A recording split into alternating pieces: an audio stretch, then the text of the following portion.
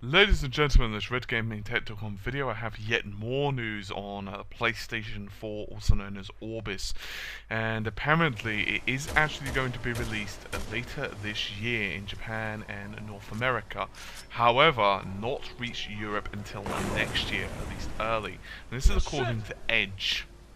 Now this is very similar to what happened with the PlayStation 3, as it launched in November 2006 in Japan and North America. It didn't reach Europe until March of the next year, and apparently this is because of complexities involved in European distribution.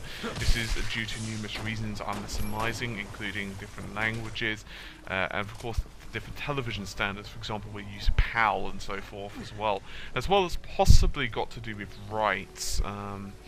Who the heck knows?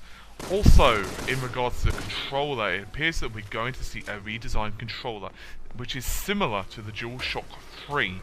However, there is a small addition. There's going to be a touchpad in the center, where you would normally typically find the start, select, and PlayStation buttons. Well, at least on the current controller, and the touchpad was based upon the same technology on the back of the PlayStation Vita.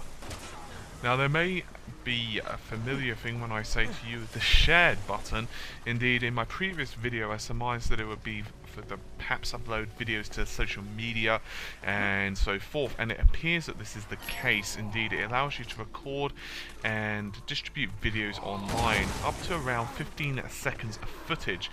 Players will be able to edit that and then place it online, and they actually said no penalty when it comes to actual processing of this footage. Now, whether they're actually referring to being able to play the game and process simultaneously, who knows? However, bear in mind that there is going to be an allocation of, well, 8 CPUs, so it's possible if one or two of those is allocated to the operating system that it could possibly allocate that for processing only.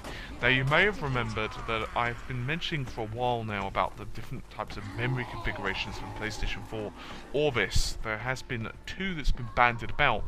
One would be a 4GB GDDR5 RAM, and another was 8GB of DDR3. However, Sony apparently are making a move to bump that number up to 8GB of a GDDR5. Now, it's a more than reasonable to surmise that this is going to be an uphill battle for them for a couple of reasons. One, the memory is extremely expensive, and two, it's quite late into development times by now. However, if this is true, we're going to be seeing a massive amount of bandwidth. Indeed, 176GB per second. And one of the issues the PlayStation 3 suffered from was actually limited bandwidth in terms of the hardware and, should I say, the memory as well. However, there hasn't really been another system that actually contains this amount of GDDR5 memory, apart from, well, a dual GPU card from NVIDIA, but that's extremely expensive kit, and technically speaking it's two systems, as they're interfaced with two systems, basically two graphics cards together, so kind of like SLI. Now, we're not really sure about any of this yet. Obviously, we're not going to know more until, well, 20th of February, which is of course the PlayStation press conference that the trailers have been hinting about for a while now. And Sony have gone on record and said that, well, they want to change the face of the PlayStation. The PlayStation 4 is indeed going to be an absolute killer, monster of a machine.